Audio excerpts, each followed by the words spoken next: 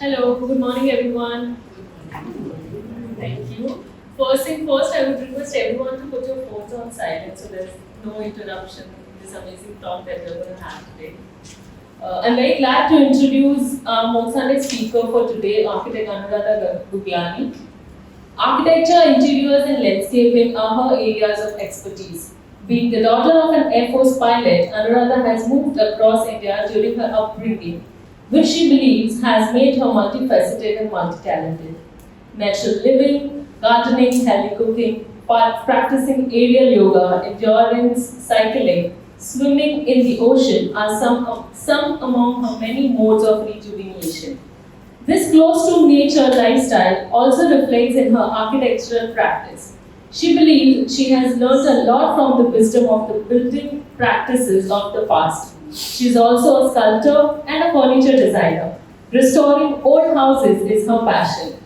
Being interdisciplinary, she blends her artistic abilities with aesthetic sensibilities which are reflected in her architecture. Anuradha has been independently practicing in Goa for the last 25 years. She is very passionate about sharing what she knows and has been a visiting faculty at Goa College of Architecture for more than 15 years. Now I will invite her to take over from me and share with us the wisdom and experience she has collected over these many years. Over to you.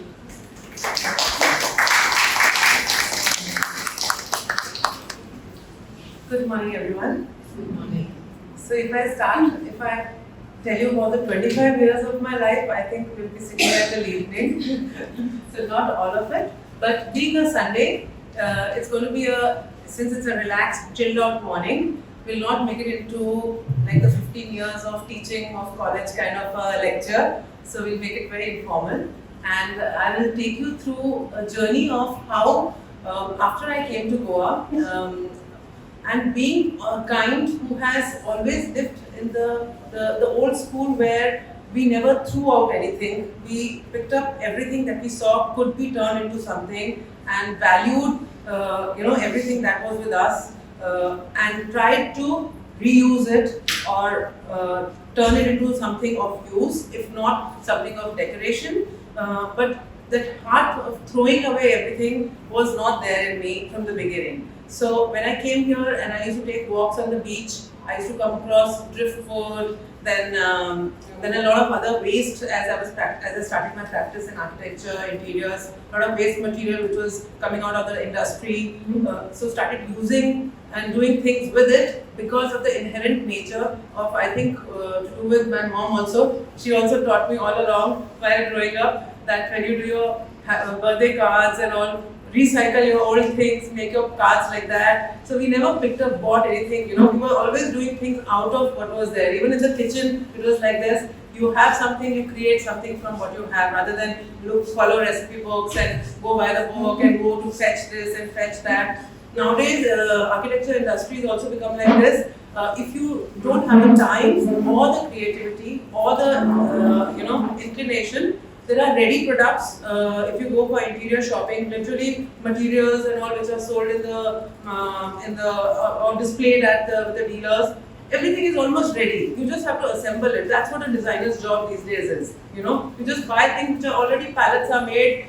They even do drawings for you and give you, for your space. And like Asian colors will give you the whole look of your house, and everything is ready for you. You just have to suggest them your taste, and everything comes ready. Even in terms of pattern making and all, there's too much already done. You don't have much scope to do anymore. Because it's just about assembling things. But I don't come from that time. I come from a time where I would take things and think what can be uniquely done with it. And that's how my life journey has been in this 25 years. I'll start with this first slide is basically making sustainability as your lifestyle. It's like a way of life. So what is sustainability? Exactly what I was just talking about. Yeah, not throwing away things and making use of what you already have, rather than going fetching for newer materials, newer things, and using more and more of the resources that are available to us. So sustainable living is a lifestyle choice and it's a way of life. what makes us sustainable? Can using our resources judiciously be called sustainability? In my eyes and in my philosophy of life, that's how I believe. To give a new life to something, all it requires is some imagination and some creativity. So sculptures from driftwood is what started me off in Goa. I started collecting this driftwood from the beach. The discovery was, once again, this things are, sorry, let's just start with this.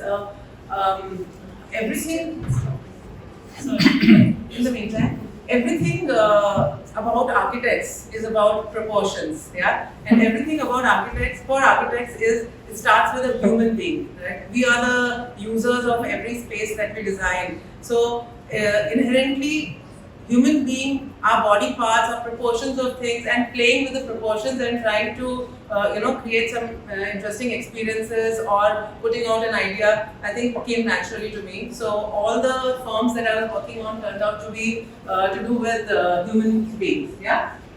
So if you see, like, this was a piece of burnt wood which I found somewhere, driftwood. So the foot you'll see is a full life scale foot. There's a little head there, which is a small little thing. And since it was burnt, I named it the melting man. So these are things which just came out, yeah, out of, and it just suddenly something which would have gone into firewood became something of, to admire or to look.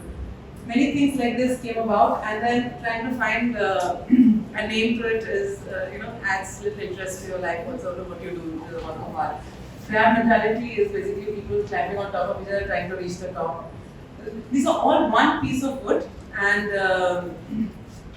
basically as you work with them, the grain is what you discover, and since this is driftwood, you don't know where it is from, which wood it is, whether it's a knot or not, and where it has come from, drifted and come from across the seas, you don't know. So it's a discovery, you don't first see what is coming. As you're working on it, things come about. This is one conspiracy. This is all one piece of wood. So this was some creeper wood which was lying somewhere and turned into a creepy crawly.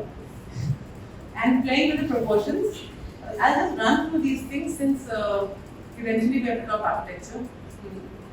This is with stretched out tongue, and then this is only the nose, and this is become the sunglass stand. There's a series of these flying men which are like birds with wings turned as fingers and hands and just their head. There are many of them like this which I have done. They are all flying. This is the root of a coconut tree. That time Trump wasn't there when I did this. Trump came later. But it looks like Trump. The name came now. This is my own foot here, and this is the thinking foot. Okay. All it requires is some thought. That was the whole idea. Yeah? Okay. We move to now art is where art is for your own pleasure. Yeah? If it excites somebody else, well and good. Otherwise, take it or leave it. Art is like that. But being an architect, being a designer, being an interior designer, being a furniture designer, I think what is very crucial for us, it gets one step serious. The user experience becomes very important. It has to be functional. It has to be to the body fit. Yeah. So fusing art and functionality becomes a little bit of. You can enjoy the whole experience of designing furniture and stuff, which started here. But ergonomics is important.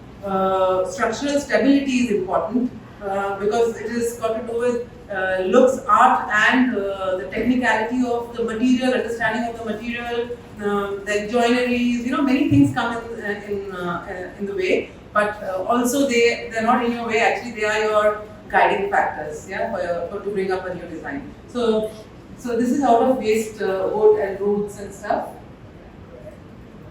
This is now. Then I found coconut wood, and I realized that the coconut wood is very different from any other wood. In any other wood, the core is the hardest. The tree grows, as the tree grows, the core gets harder and harder and harder. That's called the rings of a tree. Whereas it's just the opposite in coconut wood. Coconut trunk, the core is the softest.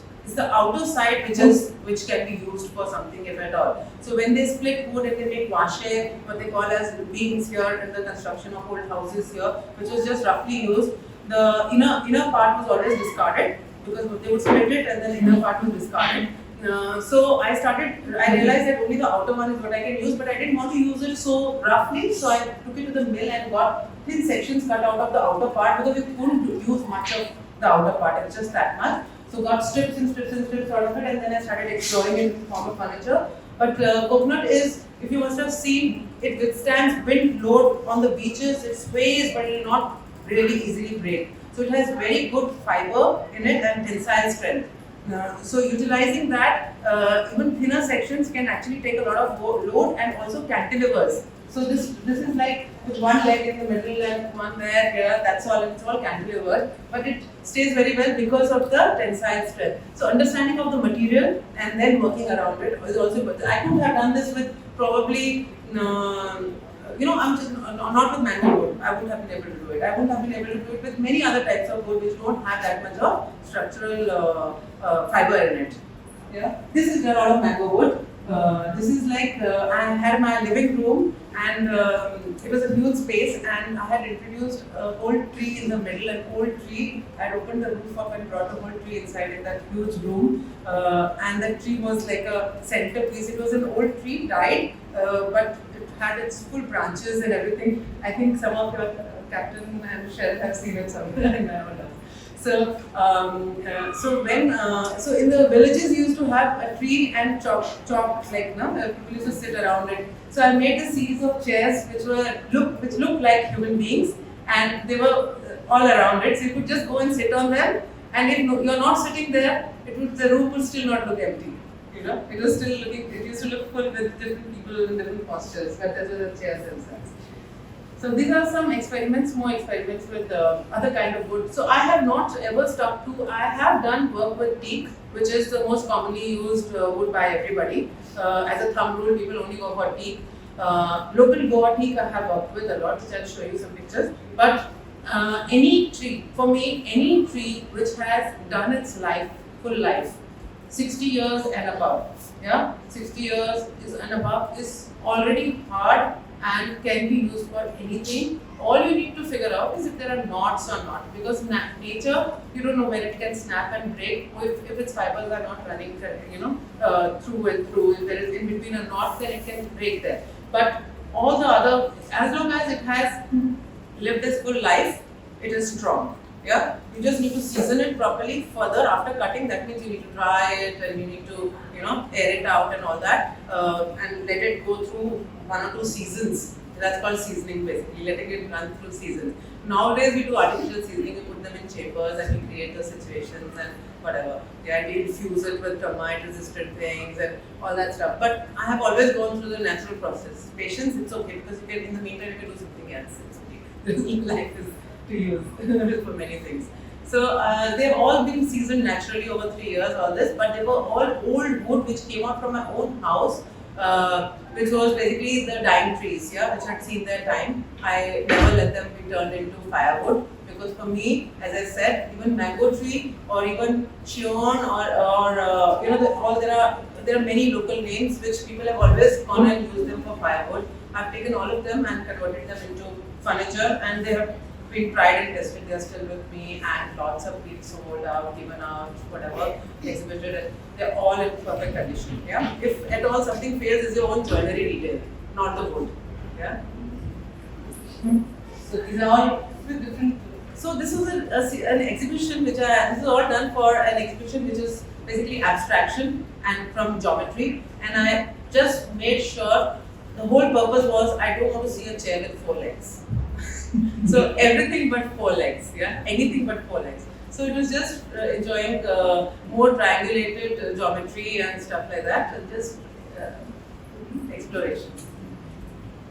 Then since I sculpt, so some chairs also I started sculpting on, so they became like a fusion of your art and your, like a skeleton of a man. This was just simple principles of wedging something, making, turning it. So very. So the thing is that being an architect, you handle things a little differently sometimes. You think of aesthetics, being an artist, you think of the technical side, you think of material, and then you think of structures, and everything comes together in everything you do, even cooking. So then there was this person, Edwin, who does these shoes. So I was visited his workshop once. There was a lot of leather waistline, so I picked it up and got a punch from a mochi and made the backrest and seat out of that. And this is another wood called shield, which I was just saying they use it to make almost knife kind of things, because it can go very thin and still be hard, and can be worked with. And the sides here are old railings of an old house, these side pieces. So just basically picking up things from here and there and putting them together with some knowledge of your detailing and working with it. So these are actually the railings of an old house. So this is like a recliner thing, that quadrangular thing, it rotates when you sit, you can change your inclination. This is just because I love the grain of the local tea. This was only to showcase that more than anything else. So one friend of mine was discarding his old curtains. They were in Africa once and they came to go out to settle, and everybody wants to get modern and they don't like what they've been seeing and they think this is all old. So he was discarding his lovely beads of his old curtains, and I took them, then I took fishing wire and I took them on this fishing wire, which are designed to take 100 plus kg of weight, you know, the braided wires which they use trawling, fishing. Because I was into fishing also, so I knew about this material. So, but it also has a stretch. So I put the beads on that and woven it in such a manner that when you sit and it sinks, back also sinks, but it is in a triangular space, so nothing hits you. So you're like, even if it is swaying, you're free. You know, you're not hitting any framework when it is. So it basically takes the shape of your body and its playfulness.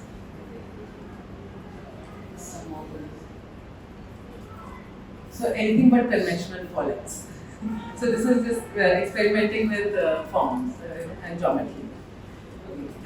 Some metal, also scrap metal, which would come out of if I was doing some interior works, some projects. So a lot of metal was there here and there. So there and then I would design some chairs, and chair was my fascination. I don't know why. Then these lampshades also came out of again metal like that only. So this fellow came out of the metal scrap which came out of this cafe. This is the Mali's cafeteria in Malgaon, and the whole interior was done in metal. And at the end, and it was a cafe. So this step arrangement was there for display. So I put this guy there, and as if his buns have to be changed every day, and the drink remains. So he's a display also at the same time. And this is also an abstraction of a man. Anyway. So then moving on from furniture to when I was doing my own house, it started with going to go downs literally to pick up your material, because you think that you'll get it cheaper or you'll get more choices to see there. Because when you find something, discover something, it's a better feeling. If it is laid out for you in a showroom, you go and choose, you feel like one of the clients. But when you actually go into the go downs and you dig and you find something which has not been displayed for donkey's years, I think I am that kind. So I used to go digging things like this from go downs, and that's where I found a lot of waste tiles used to be there, and not waste tiles. You know, we know about China mosaic as these bags which they sell you of broken mixed tiles. But I came across these tiles which were at the same rate being sold in boxes only as they came, but their glazing was little spoiled, because in the glass firing, the glaze was, so you wouldn't be able to use the whole tile by itself because the glazing was faulty. So I just started picking up these boxes which I could choose my colors, and then I started doing mosaic out of my colors which I wanted to use. So these were in some kids' spaces and all that, bathrooms and where there is floral and rooms. I'll just run you through some of these.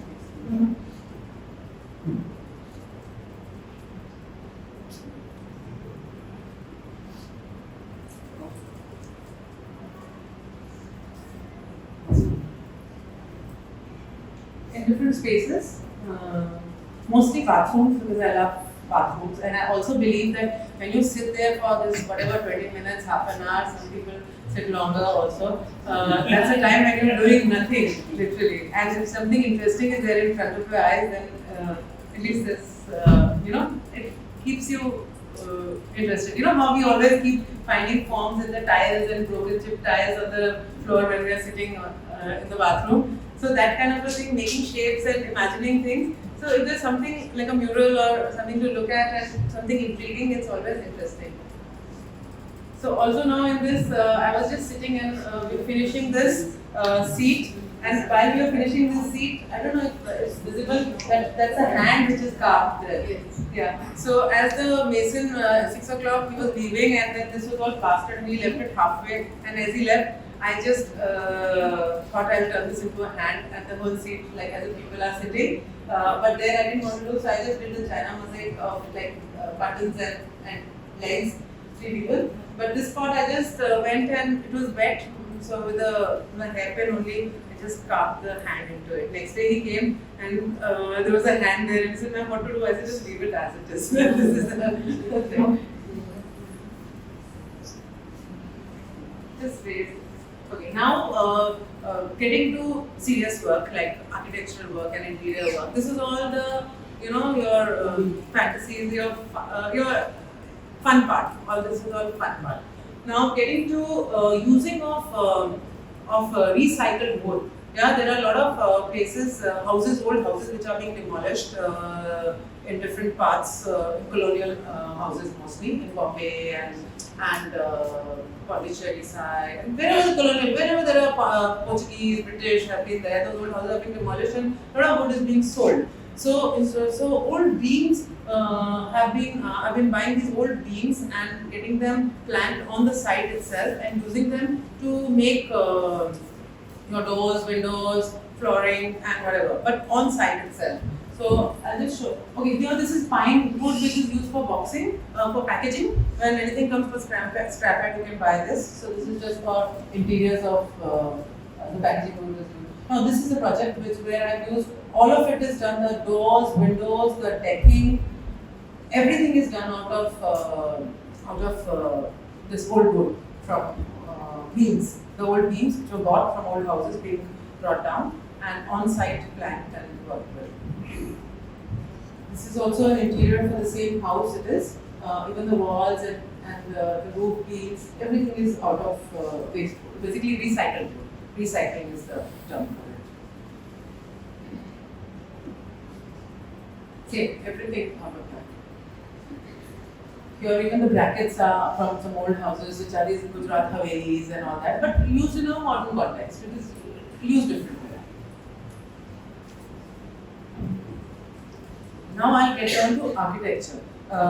So same philosophy, same mindset. They don't let anything go to waste. And when we picked up a house, my dad wanted me to pick up a house for them, to build a house for them here in Goa. And when I was looking around, there was some old ruin which was for sale, fallen down. So almost falling down.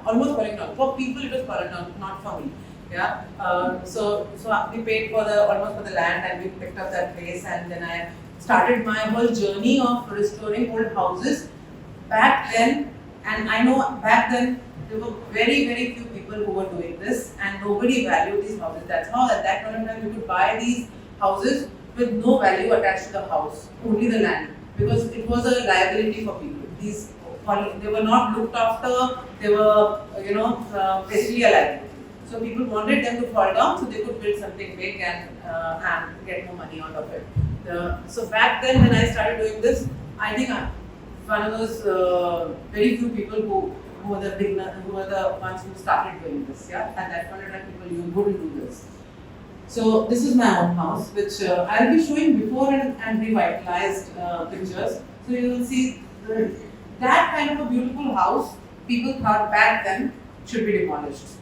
Yeah, I mean it does not look so beautiful in this state. But if you are a creative person and if you do understand the materials that have gone in, you know that nowadays we don't get the wood of the kind that was used in the past, we don't get the stones that were used in the past, we don't get the mud that was used back then. Nothing, is the same. So you would never ever demolish something and put it for landfill, something which was so good a quality, because people in the past never ever took out something if it wasn't ready.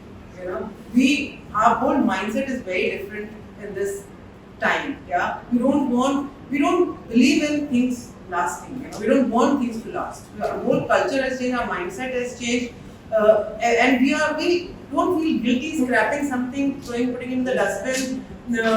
For me, my heart still aches every time I have to throw something away. And it's really difficult. What we would do, instead of throwing something, we'll still dismantle it, take out the good part from there and save it and see what we can use it for, in probably preparing something else later, and collect things over time like this. But the heart, when it is not bad, why to throw it? One part is missing, one part has gone off, it should be repairable, That whole mindset is still there. So in houses also same thing came about.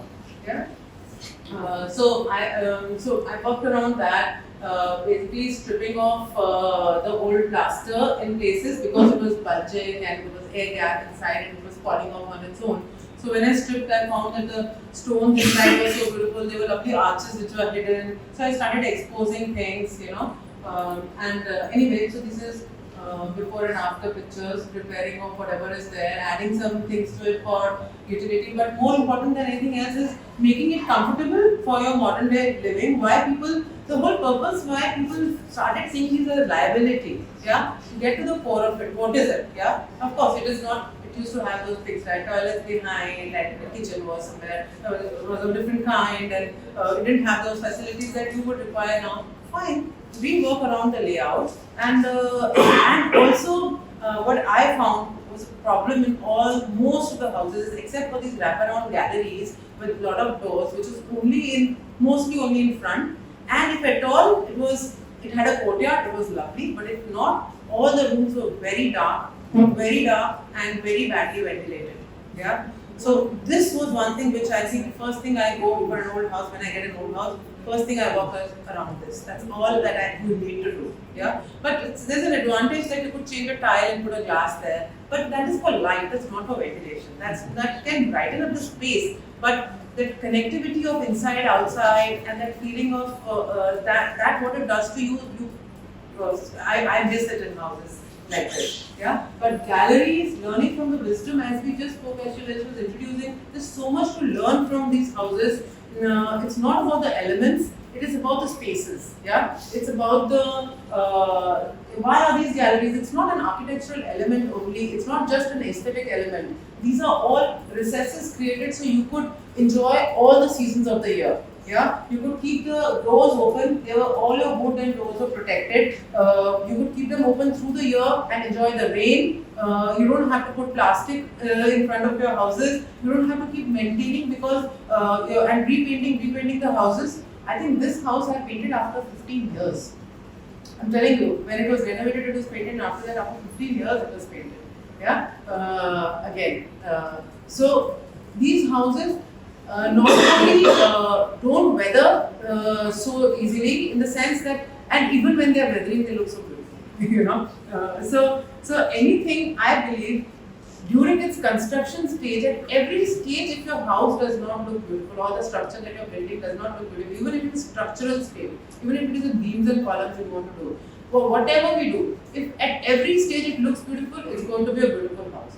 But if you're reaching for the final finishes to be presented to people and say only then it will look beautiful, wait, don't come now, it is looking ugly and it is only with concrete, with beams and slabs and whatever else, the walls are raw, and let me put my finishes, let me put my bathroom tiles, let me put my fixtures, then you come and see.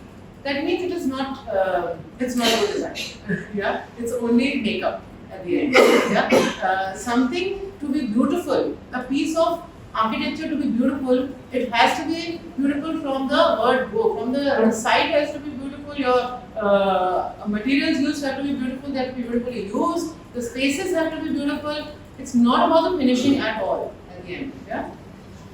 So like this was before and after. Just opening up the spaces for more light. First I put in the glass in the corner to see if that corner lit up but it was still very dark and it was not so appealing. So then I opened up, then I even increased the size of the door, made arch, and as you would enter the house, you could directly see at the garden, look at the garden, open up spaces, connect spaces.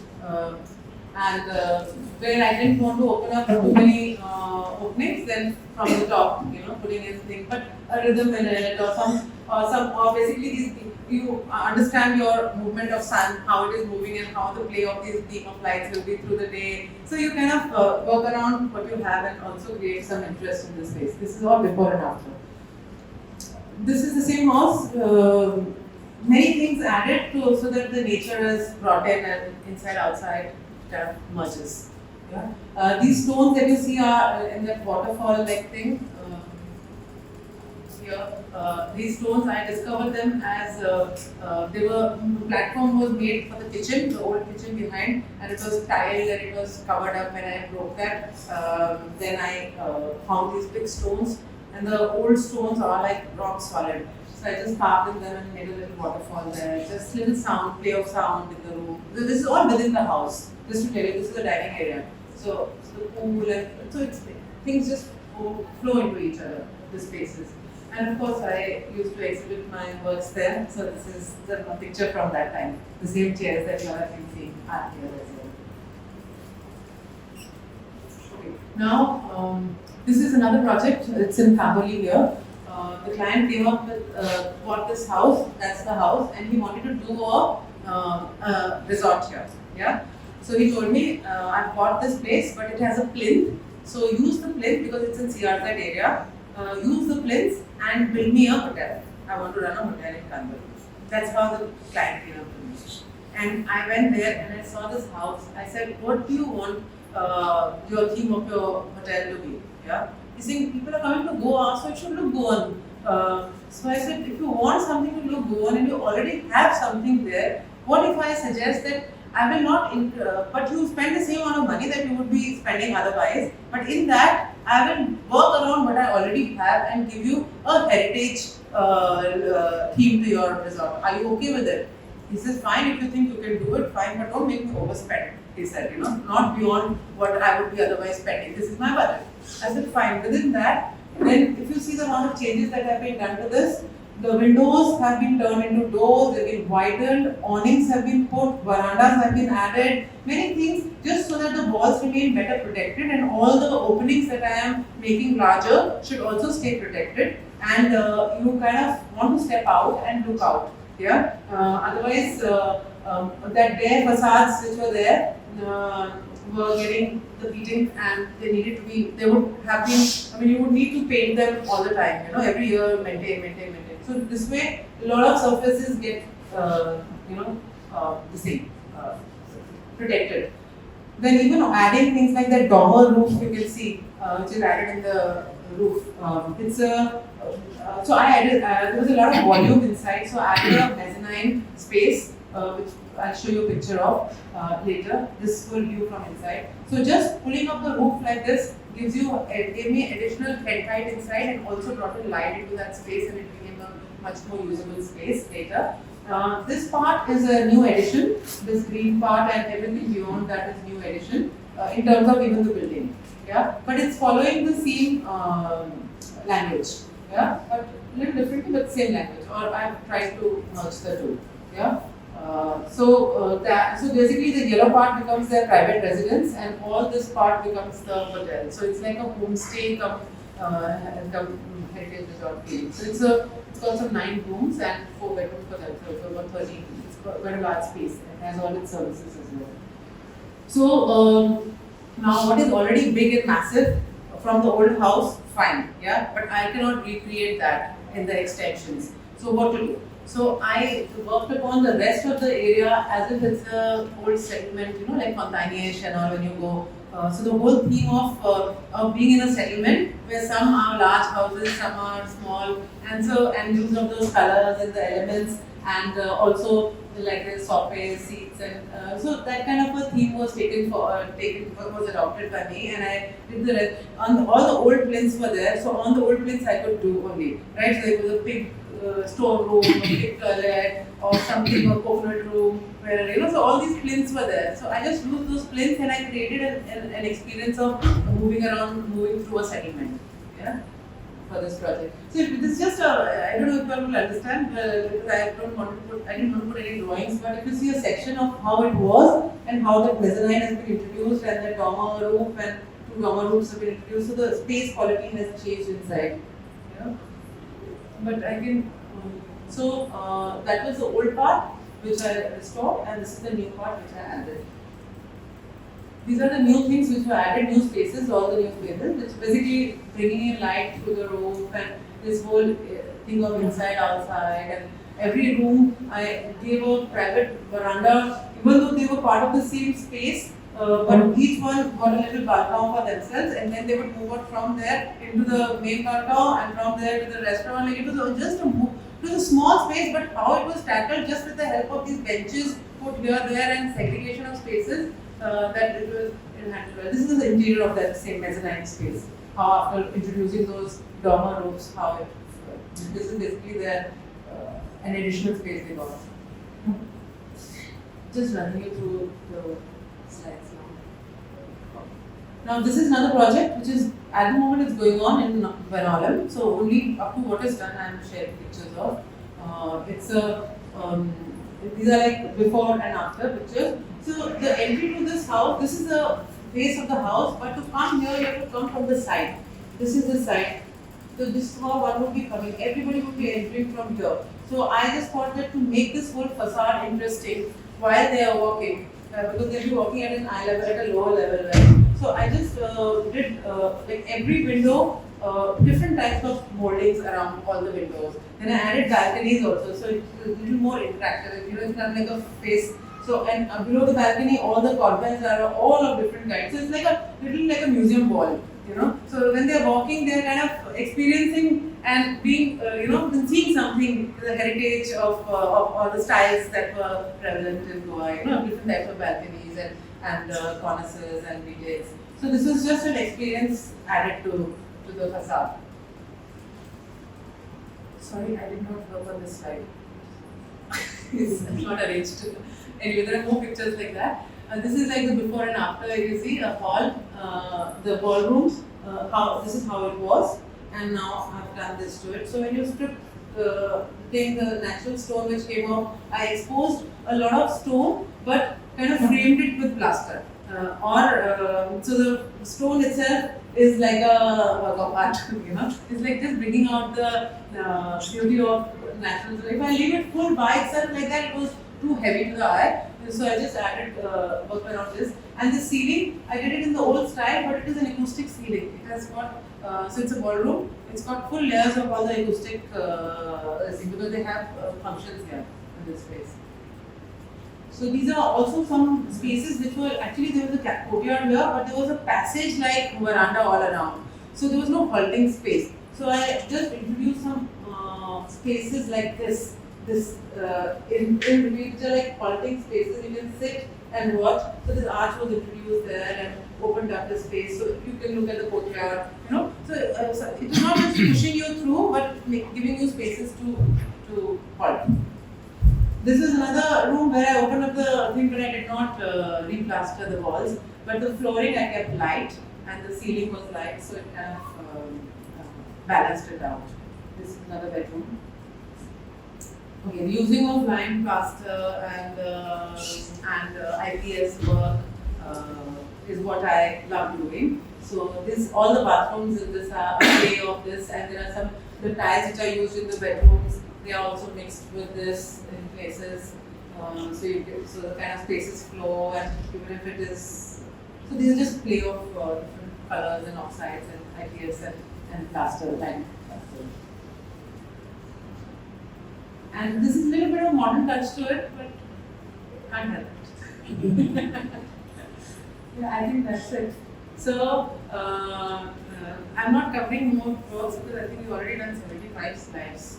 And so, sustainability to me is to save virgin material from being overused. Yeah, I don't know what sustainability and green means to people now, and the whole way of how it is being judged these days in the urban context, and otherwise this green rating and all these credits that you get. I don't know about them, but my belief and my way of looking at sustainability is purely like this: is not to waste what you have, and not to keep buying more things, and limit your use of newer resources. Just limit it. Yeah, of course you have to buy. You have to add value to the old by bringing in, by making. It's like accentuating each other, helping the one to bring out the other. So, but use it judiciously. That's the thing. So make recycling a habit. Yeah.